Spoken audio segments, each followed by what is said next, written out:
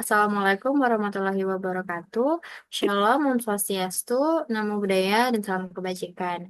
Selamat pagi, Bu Ervina, selaku dosen pengantar manajemen. Kami dari kelompok 11 ingin mempresentasikan mengenai hasil laporan wawancara kami yang telah kami lakukan bersama dengan Bapak Aryo Yosia selaku redaktur pelaksana dalam perusahaan bola.com.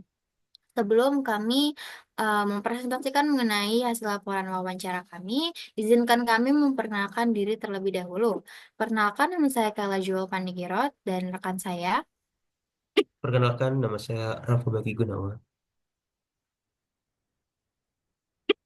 Oke, selanjutnya dipersilakan Rafa untuk menjelaskan latar belakang dan tujuan wawancara.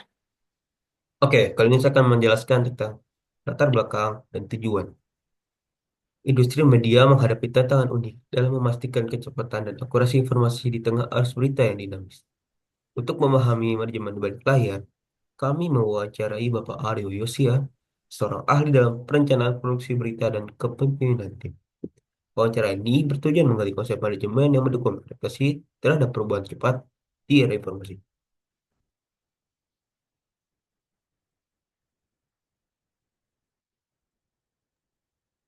Selanjutnya, di sini ada profil perusahaan bola.com.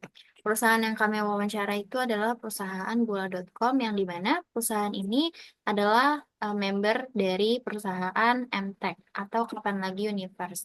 Nah, perusahaan ini dibentuk pada tanggal 28 April 2015 dan bidang usahanya ini adalah situs berita olahraga. Kemudian ini ada alamat perusahaan, nomor telepon, email redaksi, dan website situs beritanya ini adalah www.bola.com. Nah, selanjutnya saya akan menjelaskan mengenai sejarah singkat perusahaan bola.com. Jadi, perusahaan bola.com ini didirikan pada tanggal 28 April 2015. Nah, sejak awal, perusahaan bola.com ini berkomitmen untuk menyediakan informasi terkini dan terpercaya mengenai berbagai cabang olahraga, terutama olahraga nasional. Karena pada tahun 2015, belum banyak situs media yang memberitakan mengenai olahraga nasional. Akibatnya, perusahaan ini hadir sebagai jawaban atas tingginya minat audiens terhadap olahraga, disertai dengan kebutuhan akan sumber informasi yang cepat dan akurat. Oleh karena itu, perusahaan ini merupakan pakar berita olahraga terkemuka di Indonesia. Nah, selanjutnya itu ada metode wawancara. Narasumber yang kami wawancara itu adalah Bapak Aryo Yosia selaku redaktur pelaksana pada perusahaan bola.com.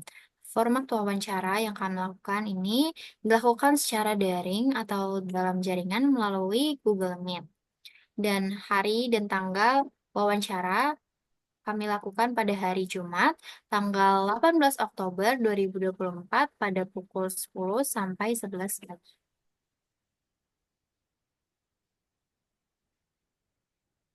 Nah, kemudian saya akan menjelaskan mengenai struktur organisasi perusahaan bola.com. Jadi, di dalam perusahaan bola.com ini terdiri dari tiga pilar utama yang saling mendukung, yaitu adalah yang pertama ada tim redaksi, kemudian ada tim produksi, dan tim divisi bisnis. Ketiga divisi ini memiliki peran dan tugasnya yang berbeda. Selanjutnya akan dijelaskan oleh rekan saya, Rafa. Oke, saya akan menjelaskan tentang apa itu konsep manajemen yang didapat dari wawancara dengan Bapak Aryo Asia. Google.com menerapkan konsep manajemen yang berfokus pada sumber daya manusia, menyelesaikan kebutuhan industri media yang dinamis. Konsep utamanya terdiri dari fokus pada manajemen sumber daya manusia, menjaga semangat karyawan dalam kondisi kerja dinamis, lalu komunikasi efektif antar tim untuk menghindari miskomunikasi. Pendekatan ini menjaga produktivitas, sekaligus memberikan ruang bagi karyawan untuk beradaptasi dengan perubahan yang cepat. Lalu ada gaya kepemimpinan. Bapak Aryo Yosia mendapatkan gaya kepemimpinan situasional yang fleksibel, menyelesaikan kebutuhan tim di tengah dinamika industri media. Di antara beberapa pendekatannya ialah ada gaya situasional yang fleksibel sesuai kebutuhan tim, lalu ada task oriented, fokus pada pencapaian target harian, lalu ada empowerment atau memberikan kepercayaan pada tim untuk mandiri. Kombinasi perencanaan matang dan pemberdayaan tim ini ciptakan lingkungan kerja yang optimal dan efisien. Lalu ada kerjasama tim. Perusahaan bola.com ini sudah berada di tahap performing, di mana anggota tim dan perusahaan bola.com sangat komunikatif. Apabila mayoritas anggota tim dalam perusahaan bola.com komunikatif, mereka dapat berkolaborasi dengan cepat untuk menanggapi berita mendesak tanpa harus mengalami konflik internal yang lebih besar.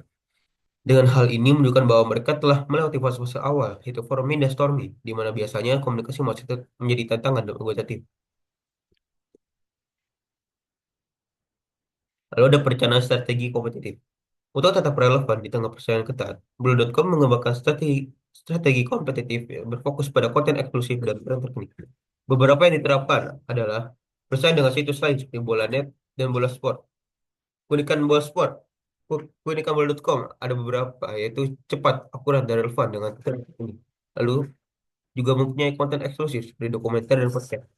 Dengan strategi ini, Bola.com mampu menarik audiens lebih luas dan mempertahankan posisinya sebagai situs berita olahraga nomor satu. Lalu ada perubahan dan pengendalian. Perusahaan bola.com sering mengalami tantangan perubahan terkait teknologi informasi yang selalu berkembang dan isu-isu yang terjadi dalam masyarakat, terutama di bidang olahraga. Perusahaan bola.com menunjukkan kemampuan yang efektif dalam mengolah perubahan yang kerap terjadi. Dengan fokus utama pada perubahan dunia olahraga, tim redaksi selalu memprioritaskan pengawasan terhadap isu-isu baru dan meresponnya dengan cepat.